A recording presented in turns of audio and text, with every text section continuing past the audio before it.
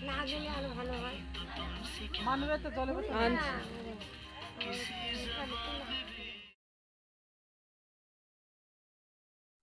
Family, good morning. সবাই কেমন আছো? আশা করি সবাই খুব ভালো আছো। Welcome back to my another blog. মান্তু মজুমদার চ্যানেলে তোমাদেরকে সকলকে স্বাগত এবং ভালোবাসা। একটা নতুন ব্লগস নিয়ে আবার চলে আসলাম। আগের ব্লগসে তোমাদেরকে বলেছিলাম যে একটি বোনের হাতে মাছের প্লাস্টিক দিয়েছিলাম, মিষ্টির প্যাকেট দিয়েছিলাম। কেন দিয়েছিলাম সেটা এই ব্লগসে জানাবো, কিন্তু ভিডিওটা স্কিপ না করে দেখতে থাকো। তোমরা খুব আনন্দ পাবে এই ব্লগসটা দেখলে, আশা করি। তো দেখলেই প্রথমে ব্লগসের শুরুতেই দেখলে যে ওখানে বাচ্চারা কলা পাতা কাটছে। তো কলা পাতা কিসের জন্য কাটছে সেটা কিন্তু তোমরা অবশ্যই জানতে পারবে। ওই যে বললাম, ভিডিওটা স্কিপ না করে পুরোটা দেখো, জানতে পারবে। তো এখানে দেখো খুব তোড়জোড়ভাবে কলা পাতা কাটা চলছে। আর এখানে ডুগুও কিন্তু ভীষণভাবে তোড়জোড় করছে, কলা পাতা কাটবে, কাঠ কুড়াচ্ছে, মানে সবার কাছ থেকে, সবার বাড়ির থেকে কাঠ নিচ্ছে। শুকনো কাঠ কার কার বাড়িতে পাওয়া যাবে, কখন বাচ্চারা এইরকম বায়না করে। আশা করি আমার বন্ধুরা গেস করতে পারছো। তোমরা যেটা গেস করছো, জানি না কে কী গেস করছো, যে যা কিছু গেস করছো কমেন্ট করে জানিও। তো যাই হোক বন্ধুরা, সকাল সকাল বাড়ির রান্না তো কমপ্লিট। সকাল না, এখন দুপুর হয়ে গেছে, যেহেতু ব্লগসটা স্টার্ট করলাম তাই তোমাদেরকে সকলকে গুড মর্নিং জানালাম। তো যাই হোক, এখন বেলা 12:30 1টা বাজে। তো ঘরে রান্না বান্না হয়ে গেছে, আর এখানে আমি বাইরে বসে আছি। আর এখানে বাবা একটু ওই ওটাকে কি বলে, কলা পাতা কাটছিল, হেসোর মধ্যে একটু ধার দিচ্ছিল। কি পাথর পাওয়া যায় না, সেই পাথর দিয়ে একটু বাবা ধার দিচ্ছিল।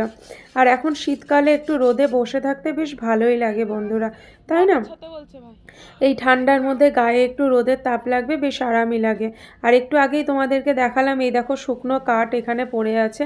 তো এই কাঠগুলো কোন কাজে লাগবে চলো তোমাদেরকে বলে দিই, আর বেশি ওয়েট করাবো না। এই দেখো কতগুলো কাঠ এখানে শুকোতে দেওয়া হয়েছে। তো এটা জেঠিমাদের বাড়ির কাঠ, জেঠিমারা এখানে শুকোচ্ছে কাঠগুলো। এই হচ্ছে আসল জায়গা যেটার জন্য এত তোড়জোড়, কলা পাতা কাটা, কাঠ, মানে কি বলবো, সবার বাড়ির থেকে মানে কাঠ খুঁজছে।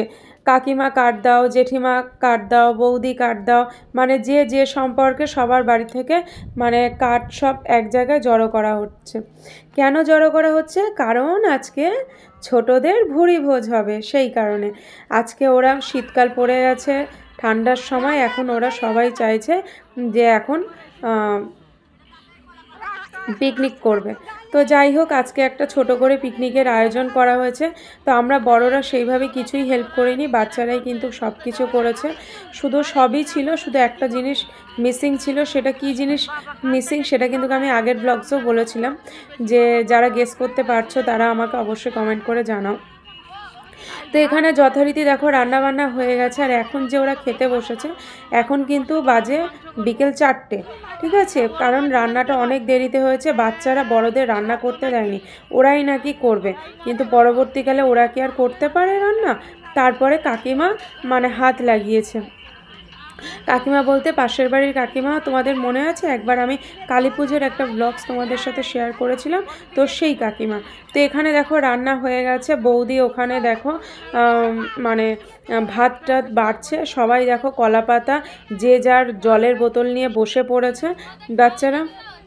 এবার এখানে খেতে দেওয়া হবে। তো যাই হোক বন্ধুরা, আজকে এখানে কি কি রান্না করা হয়েছে অবশ্যই তোমাদের সাথে বলবো, কি কি রান্না করা হয়েছে। তো এখানে দেখো অনেকটা বেলা হয়ে গেছে, খেতে খেতে কি করা যাবে, ওরাই মানে সব দেরি করে আয়োজন করেছে। আর কি বলতো, রান্নাটা করা যেমন তেমন, খাওয়া যেমন তেমন, সব থেকে আনন্দ হয় যখন মানে পিকনিক হবে একটা জিনিসের যে আয়োজন করা। দৌড়ে দৌড়ে যে আয়োজন করছিল, কাঠ নিয়ে আসছে, কলা পাতা নিয়ে আসছে, এই সব যে চাঁদা তুলছে, আগের দিন রাত্রে ওরা সবাই যে যার বাড়ির থেকে 120 টাকা করে চাঁদা তুলেছে। সরি, আমি ভুল বললাম, 100 টাকা করে চাঁদা তুলেছে। ডুগুও দিয়েছে 100 টাকা চাঁদা। তো যাই হোক, এখানে যারা যারা পিকনিক করেছে সকলেই কিন্তু 100 টাকা করে চাঁদা দিয়ে পিকনিক করেছে।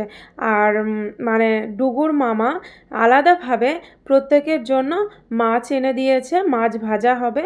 আর মিষ্টি এনে দিয়েছে।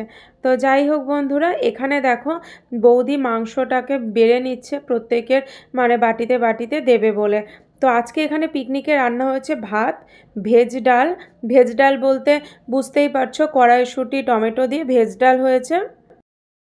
তো যাই হোক বন্ধুরা, তোমাদেরকে যেটা বলছিলাম, আজ পিকনিকে রান্না করা হয়েছে ভেজ ডাল, ভাত, মাছ ভাজা আর মাংসের তরকারি, চাটনি, পাঁপড়।